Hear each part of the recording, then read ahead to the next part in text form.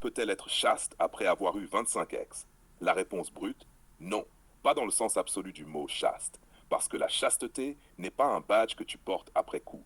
Mais attention, il y a des nuances que personne ne veut dire. 1. Définition de la chasteté. C'est la maîtrise totale de soi et de ses désirs, pas juste l'absence d'actes sexuels. Une femme qui a eu 25 partenaires ne peut pas redevenir vierge physiquement ou socialement, mais elle peut exercer la chasteté à partir de maintenant, en arrêtant les relations sexuelles et en contrôlant ses impulsions. 2. L'illusion du mythe social. Certaines personnes croient qu'avoir eu beaucoup d'ex fait automatiquement perdre toute forme de pureté ou de valeur morale. C'est du marketing social pour contrôler et juger. La réalité. La chasteté est un choix présent, pas un passé effacé. 3. Valeur perçue versus valeur réelle.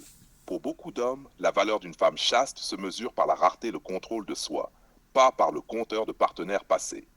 Donc, avec 25 ex, sa valeur perçue sera différente, mais sa capacité à exercer la chasteté aujourd'hui reste réelle si elle le décide. La chasteté n'est jamais rétroactive, mais elle peut être active. Tu ne peux pas effacer ton passé, mais tu peux prendre le contrôle de ton présent. Je te parle directement. Écoute-moi bien. On va démolir un mythe. Une femme peut-elle être chaste après avoir eu 25 ex? Réponse brute, non et oui. Mais attention, c'est pas ce que tu crois. 1. Non, parce que la chasteté n'est pas un badge rétroactif.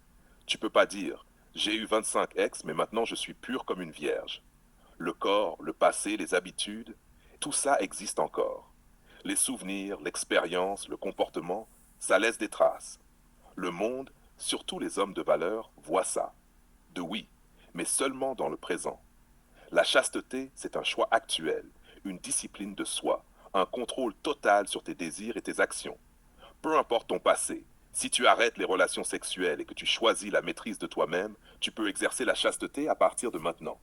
Pas rétro, mais active. La vérité crue que personne n'ose dire. La société aime créer des catégories et des jugements pour faire peur. Les 25 ex ne définissent pas ton potentiel à exercer la chasteté, mais ils changent la perception des autres. Et la perception, que tu le veuilles ou non, c'est une partie énorme de la valeur sociale. 4. Leçon ultime. La chasteté n'est jamais une question de passé, elle est une question de discipline présente. Les idiots croient qu'elle se mesure avec un compteur ou un âge.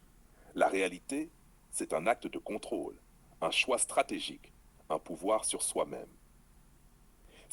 Une femme ne prend pas de valeur parce qu'elle a plus de partenaires ou qu'elle vieillit. Point final. La valeur ne se calcule pas en nombre de partenaires ni en âge. La société peut te vendre l'illusion que l'expérience augmente la valeur, mais c'est une manipulation psychologique.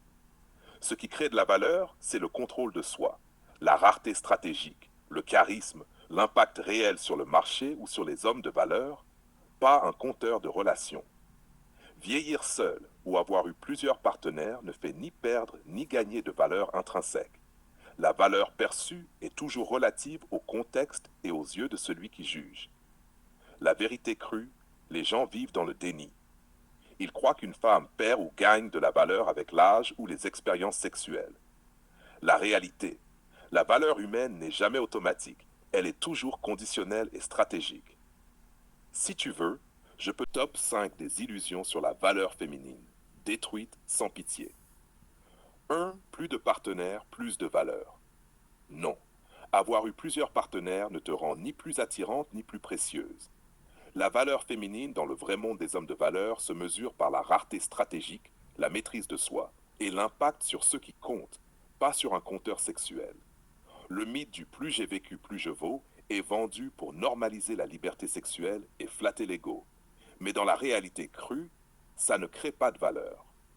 2. L'âge te fait perdre de la valeur. Mensonge. L'âge n'est qu'un chiffre. Une femme peut perdre de la valeur si elle s'abandonne, s'oublie, ne se maintient pas physiquement ou mentalement, pas parce qu'elle prend de l'âge. Les idiots vendent l'idée que la jeunesse est un type. Être aimé par beaucoup, haut statut.